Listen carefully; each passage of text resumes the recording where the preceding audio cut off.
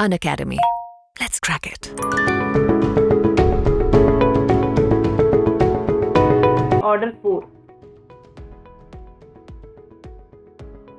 Order 4 को हमेशा हम पढ़ते हैं, ठीक है, सेक्शन 26 के साथ। Always read this with section 26 कि when A suit can be commenced, suit कैसे कमेंस होता है on the presentation of plaint.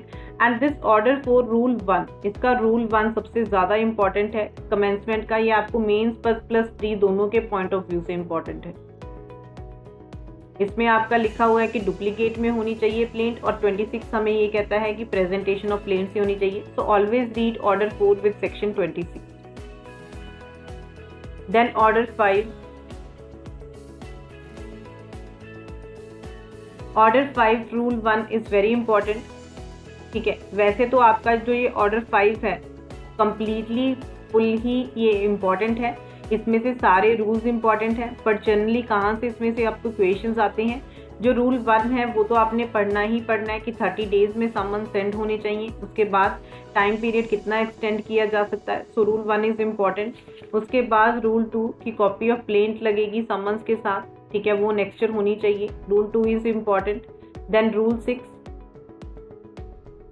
Rule 9, इसमें से आपको क्वेश्चंस ये बनते हैं, ठीक है, कि क्या कैसे समन सेंड किए जा सकते हैं, क्या क्या, ठीक है, किन किन चीज मोड्स क्या है समन सेंड करने के। So rule 9 is very important. Then rule 9A, दस्ती सर्विस क्या होता है, व्हाट इज दस्ती सर्विस,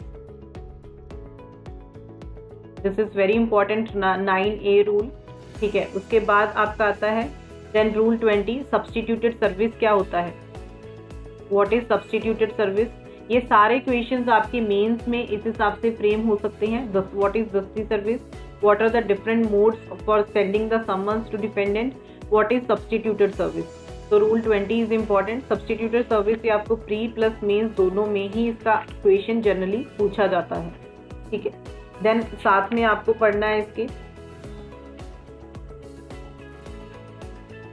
1 रूल 15,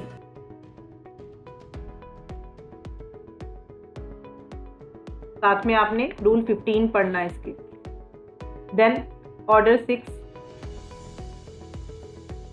ऑर्डर 6 किस चीज से डील करता है, प्लीडिंग्स। प्लीडिंग्स में आपको क्या दिया हुआ है, ठीक है, प्लीडिंग्स का मीनिंग क्या होता है, इस पे भी लास्ट ईयर के उसमें क्वेश्चन आया हुआ है आपका, ठीक है। प्लीडिंग्स के इंपॉर्टेंट रूल्स कौन से हैं, rule 2 is important.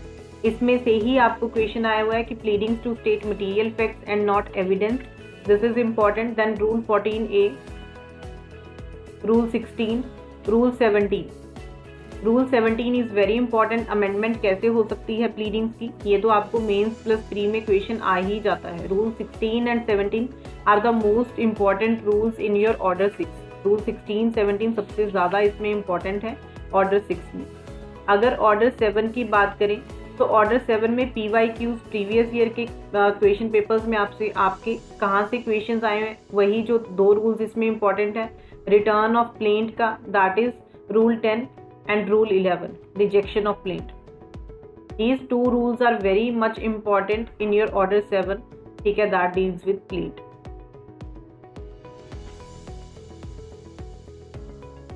Rejection of plaint के आपने सारे ग्राउंड्स पढ़ने हैं। एंड जब भी आप रूल 11 पे अगर आपको मेंस में क्वेश्चन आता है then you need to mention rule 13।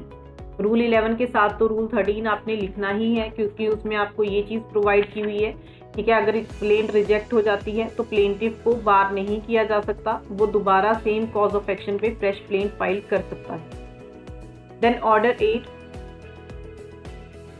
Order 8 के कौन से रूल्स इंपॉर्टेंट हैं, that is set off and counter claim की। Set off and counter claim का टॉपिक इसमें से आपको करना ही करना है, ठीक है। इसमें आपको प्री प्लस मेंस दोनों में से क्वेश्चन आता है, प्लस इसका रूल 1। रूल 1 इसमें आपने पढ़ना है। देन रूल 6, रूल 6A से लेकर रूल, ठीक है, 6G तक, this is important in your order 8।